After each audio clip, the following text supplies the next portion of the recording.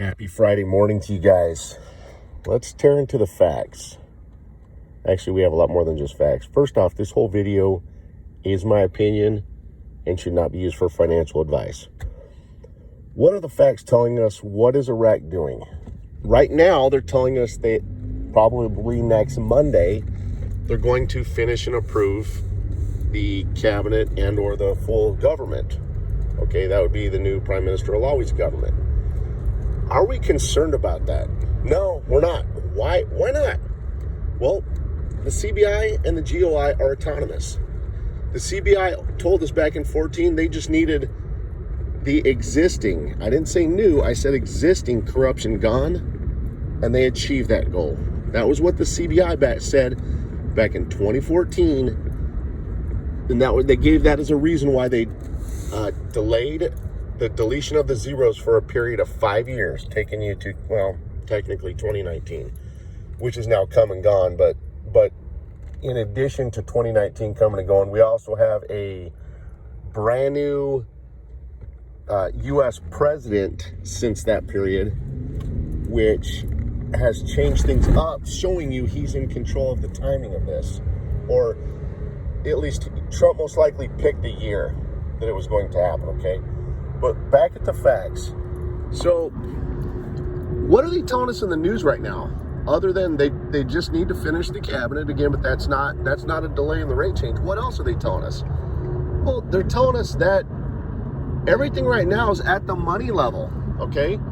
They've talked about a bunch of demonstrators' demands, reforms, reconstruction, a government program, that's the period after the rate change, that's the new economic structure of Iraq's economy after the rate change, okay?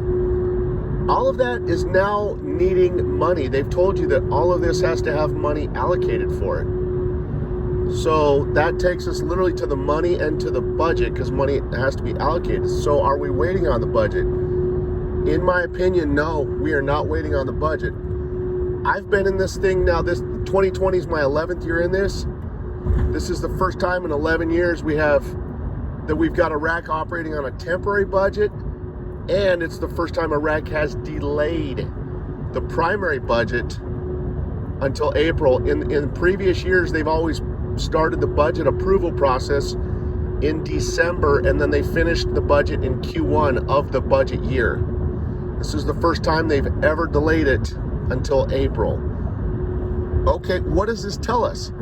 It tells us the budget and everything is waiting on the rate change. Why would they wait until April though? You know, when their fiscal year, because they told us, the CBI told us in the news that they really need to implement the rate change itself at the beginning of a fiscal year. Isn't their fiscal year January through December? Currently, yes. But back in the 1970s and 1980s, they transitioned, or let me correct myself. In the 1970s, 1980s, their fiscal year was the exact same as Kuwait's, which was April through March. When did they change to January through December? When they went under the Chapter 7 sanctions from what Saddam Hussein did to Kuwait. That put them under the U.S.'s guidance and control of the Chapter 7 sanctions.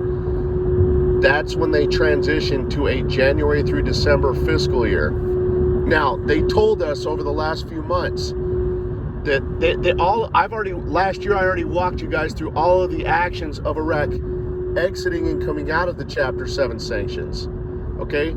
I told you and showed you factually the last remaining variable was they just owed money to Kuwait, okay? We went through all those footsteps and laid it all out for you.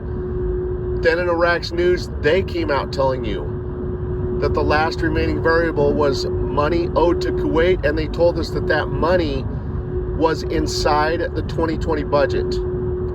That means Iraq's preparing to exit Chapter 7 and become international. The only last layer or requirement step for them to become international is for them to make their currency internationally recognized. That step happens when the rate changes, okay? So as you see right now, everything is pointing and circling around the rate change, including the approval process of their 2020 budget. Okay, so again, facts are confirming the last step we're waiting on is the rate change. Everything in Iraq has been put on, or I'm not going to say it's not put on hold, but it's on standby, including the approval process of the budget is all waiting on the rate change. Okay, but what are we waiting on there? Well, that's what I was just trying to lay out for you. Is back in the 1970s and 80s, Iraq's fiscal year was April through March. Then they transitioned, when they went under the Chapter 7 sanctions, they transitioned to a January through December fiscal year because they were under the U.S.'s guidance and control. But now that they're exiting the Chapter 7 sanctions, that allows them to go back to a fiscal year that works better for them and their region, which is where they were, April through March. That's why Kuwait historically changed their rate towards the end of March, allowing Kuwait to walk into their new fiscal year and budget year with a new rate. That's what Iraq is doing right now. That's why they have delayed the budget approval process until the month of March. It's going to take them April through May are the 2 months they'll need to approve the budget. It'll take them about 2 months to get it approved. But again, we're not waiting on that. The budget itself is waiting on the rate change. Iraq is literally walking in Kuwait's footsteps. Okay? Time frame wise, they're walking in Kuwait's footsteps. Kuwait changed their rate on March 24th of 1991. Now, I want to share some things. Again, this part is completely my opinion and should not be used for financial advice. Iraq, what this is a reinstatement. The phrase RV, that phrase with revaluation, all that was fabricated from this investment. Okay, that phrase never existed. Rate change existed, but not revaluation and so forth in RV. That was all fabricated from this. Now, this is a reinstatement. That means they have to bring back a former rate. Now, I've studied the value of Iraq's rate through the last 100 years. The low side was about $2.80 and the high side was about $4.20. Okay? My point to you is, guys, they've never had a dollar rate to reinstate. Okay? Now, faith, you guys know I bring a strong layer of faith into this. Faith has actually revealed to me, guys, that the rate will be close to $3.80. Again, that's from faith, and this is all my opinion. Okay? Second,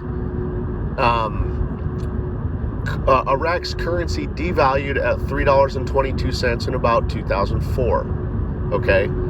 So, if you add that was about 15 years ago, add a 15-year cost of living increase to this, you know, that we've always thought and felt that Iraq needed to come out and above of where Kuwait's at today. Today, Kuwait's about $3.30.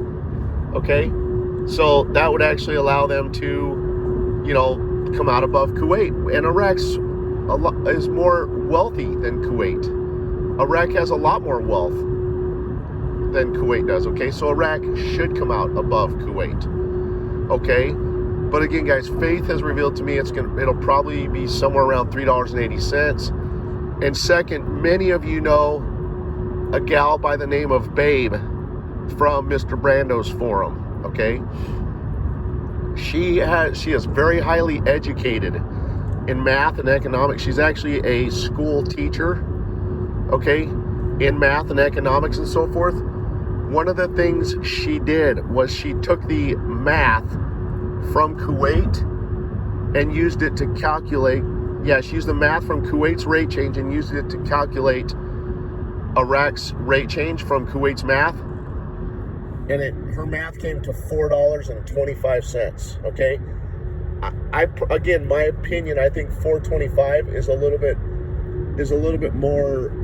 I think that's a little ways out there. I don't think that would be the initial rate change, you know, when the gates open on this, okay? I think that's a little bit more down the road, okay? So that's that. Now let's look at this. Why hasn't the rate changed in this whole time? There's a bigger picture in this, guys. a much bigger picture. And it's really, guys, ultimately, when it's all said and done, God's in charge of this.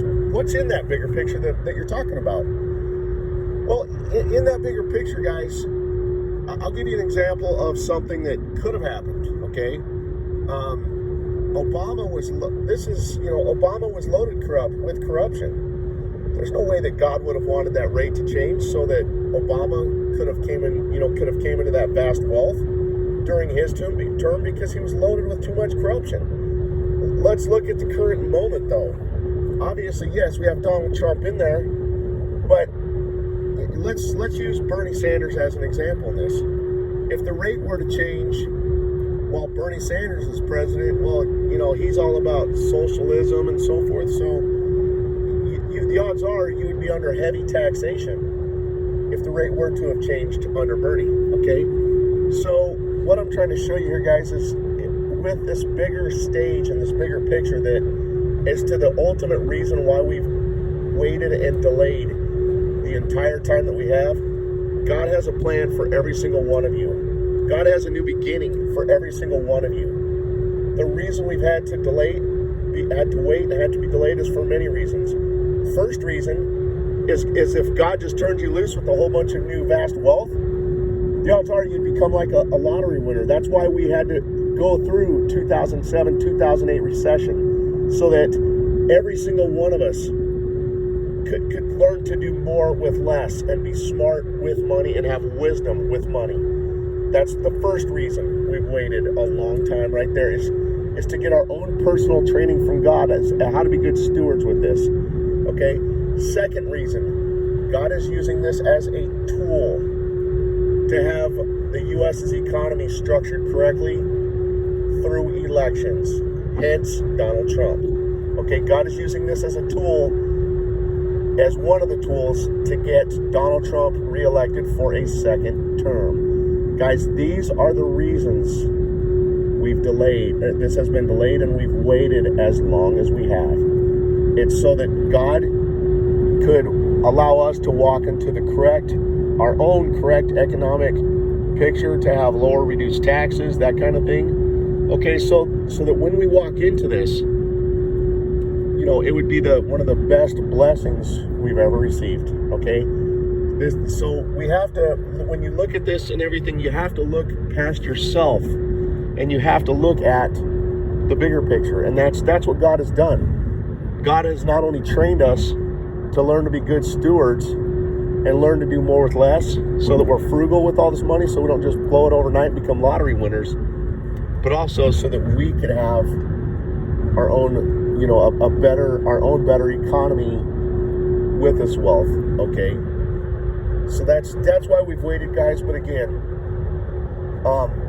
this is just the best blessing in disguise, and you can see right now all the facts show you are literally on the road to walk into it and receive it. It's right there before your eyes. Now, as many of you know, long term, after the rate change, guys, I'm trying to actually, let me back up on the investment group. Just so you guys know, when I brought that forth to you guys, God put it on my heart to do so, and I was asking God, I said, God, these people aren't going to just send me money, because I wouldn't just send anybody money. There's no way. God said, shut up and do it. So I did it. I took that, I walked that plank, and I presented it to you guys. And we had an overwhelming response. I was very shocked. So that was awesome. In fact, one gentleman told me at first, he thought that I was trying to present like a scam and to scam you guys.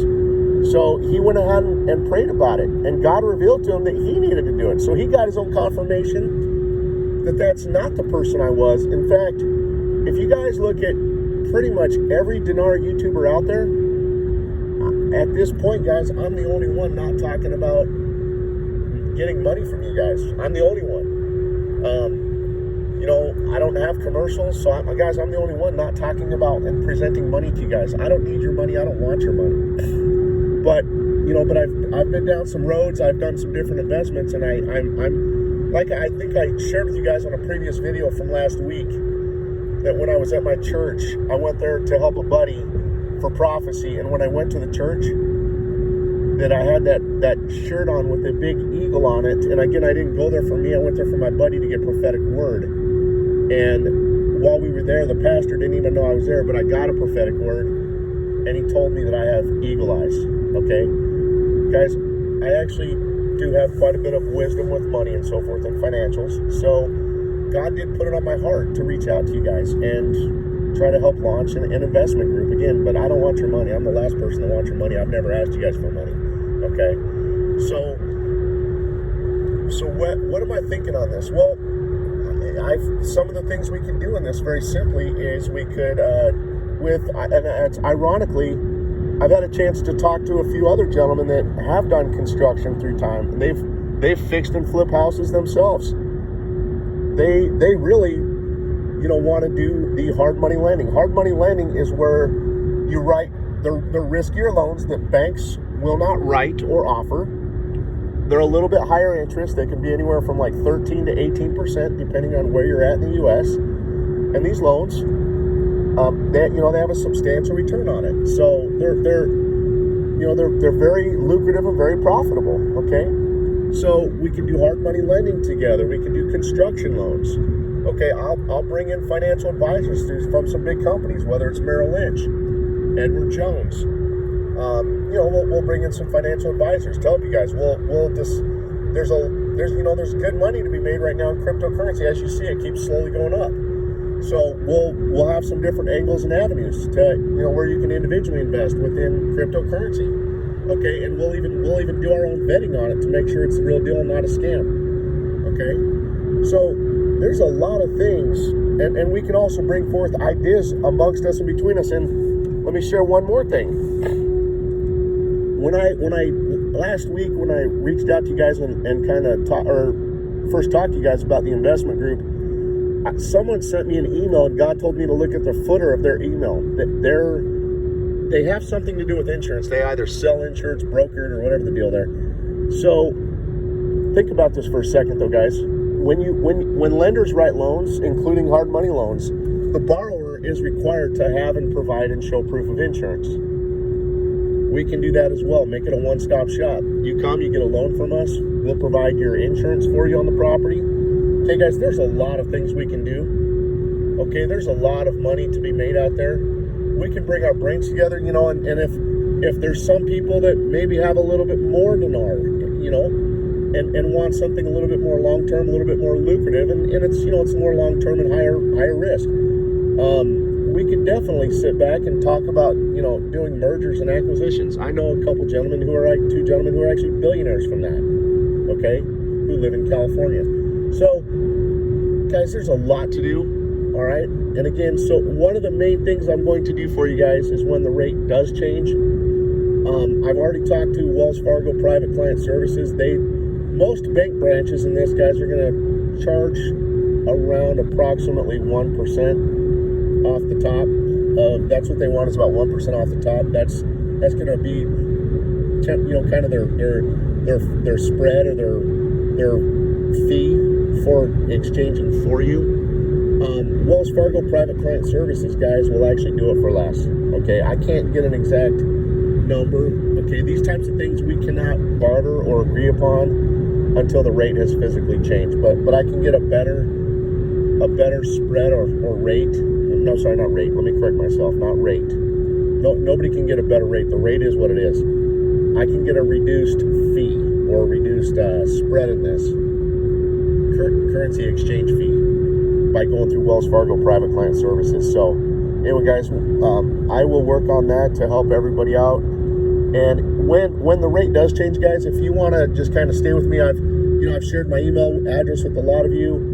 My email address is iqdnews@gmail.com. You guys are welcome to email me. With most of you that have responded, I've given you guys, most of you, all my personal contact information, so you already have it. And by the way, those of you I have talked to, you guys are amazing people. I want to compliment you guys. You guys have a lot of class. So, guys, I look forward to partnering with you guys and doing some different things with you guys. There's a lot here, but again, if going forward after the rate change, if you do want to partner and you want to do some different investments together, don't unsubscribe from my channel. Just stay, because remember, it's going to take me some time for myself to get exchanged, Plus, I've got to put legal docs in place on this for this investment group. You know, everything has to be drafted through an attorney. It's not something we can just do by the, you know, flying by the seat of our pants. We need it to be legal and correct. That way there's no, you know, everything's transparent going forward for all of us, so it's fair and legal. So we have to do that. But guys, I'm here for you. I'm here to help you. I hope this video has helped you. So anyway, guys, God bless you guys, and just have an amazing day and a great weekend. Take care.